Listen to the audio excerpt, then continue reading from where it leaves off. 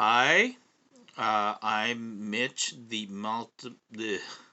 I never can say that. Mitch, the ultimate multi-instrumentalist. That's what I usually go by. Talking about some of the instruments I owned. Um, some of you may know that actually, after spending 34 years in the United States, I've decided to move back to Japan. And I wanted to take most of the instruments, particularly like unusual ones, with me back to Japan, but movers won't do it. Just the sheer amount of the instruments I have. I had quite a few, 200, 300. Um, so then I tried to reduce the amount, but I finally decided to get rid of some of those even very unusual ones. And I may not run across the same thing again. So I decided to just make videos for each instrument and demonstrating, if I can, demonstrate each instrument and then kind of prove that actually I used to own one. So here I have, it's already spoken for, saxophone fingering oboe. If you never heard of that, now you have. Um, and this thing was in production probably 1930s or 40s, I believe, in saxophone fingering. So that what that means is supposedly the fingering of the saxophone works. Of course, it didn't. Um, well, I'll show you why. The idea itself is kind of not, kind of novel concept. Um, but realistically, it really didn't work. But probably that's why it discontinued. So now, nobody makes them, and it's still. I know that the Loray made fairly significant amount of them, um, and maybe like a military band, the saxophone players could play these instruments without really learning new fingerings. I think that's the intention was, and also oftentimes came with the single reed mouthpiece, oboe mouthpiece, and it had like a teeny tiny bit the reed, um, which didn't work well that either. But the hoping that saxophone players can play the oboe without the really learning new anything. Of course, it didn't work, and that's why I discontinued. And I tell you why. Um, so I'm just gonna put the reed back into the water. Okay, so this is how it looks like that, and like that.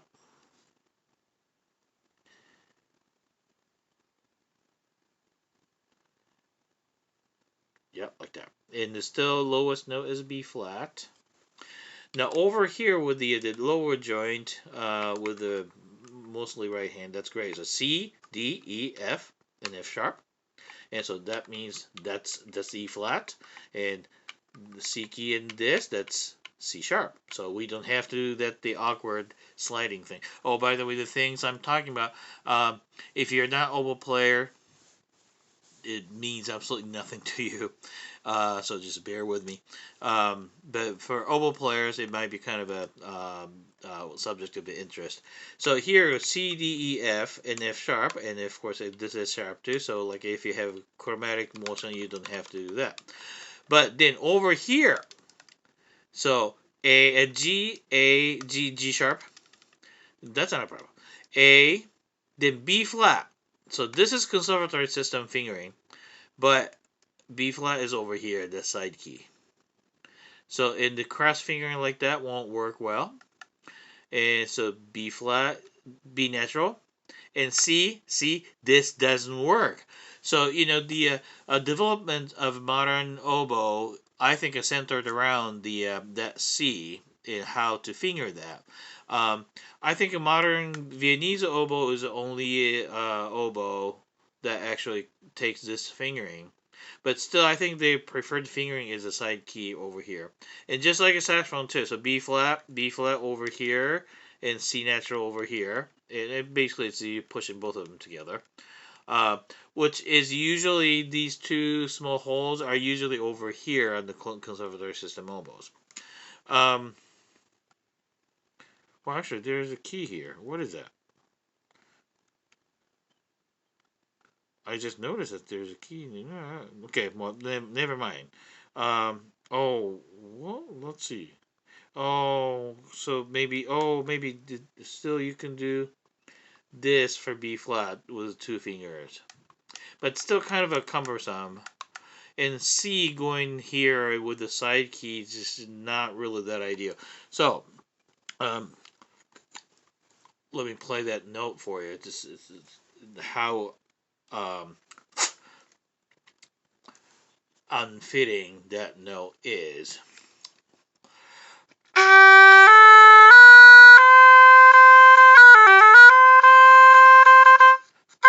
Then with the side key, I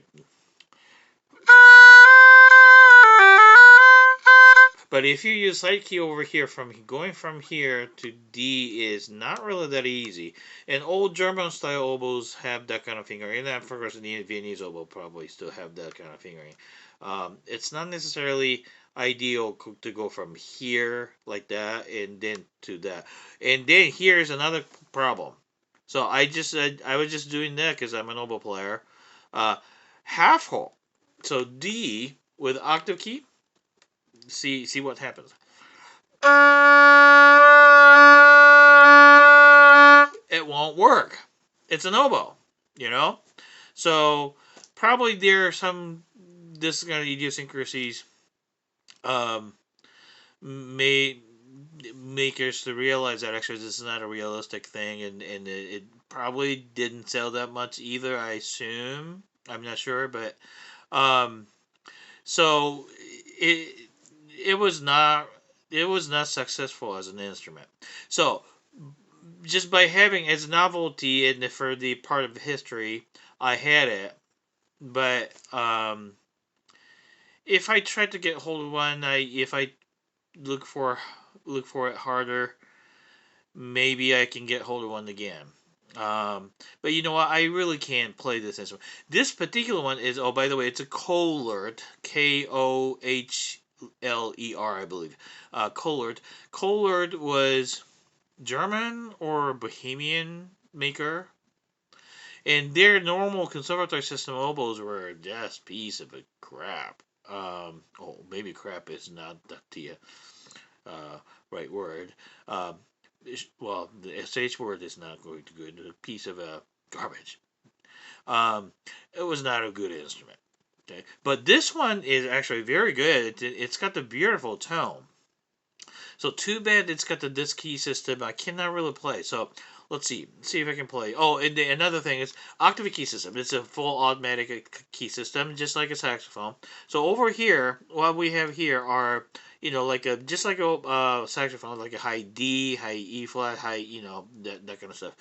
I never really tried to play that range though, because it feels really cumbersome. Because with a saxophone, instrument itself is big enough, so palm keys, just going this way, just so you can touch it. But this one is just too small, so it's not palm key. How do you push these things? I'm not sure.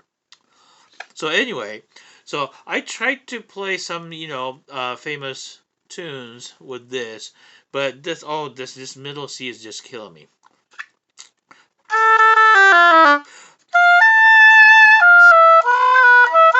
Oh, okay. That's got the water gargling here. Okay, so.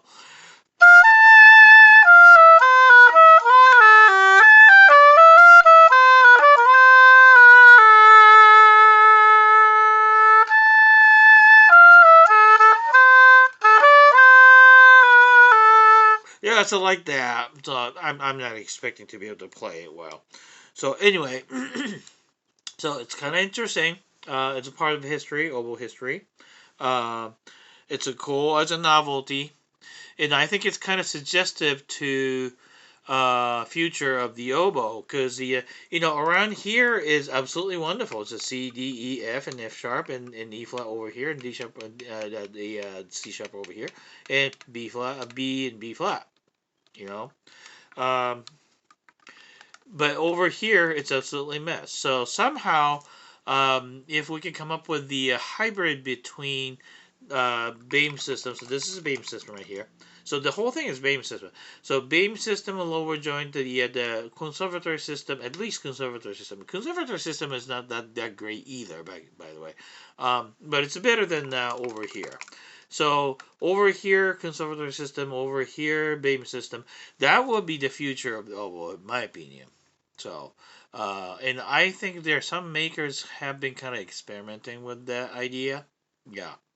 So maybe that's coming up. So anyway, so that's that. In more video I'm trying to make, particularly when the instruments are being sold or about to be sold, and I'm not going to bring them back to Japan. All right, so here I'm again. It's Mitch the Oh gosh, I can't say that. Mitch the ultimate multi instrumentalist here, signing up. Bye bye.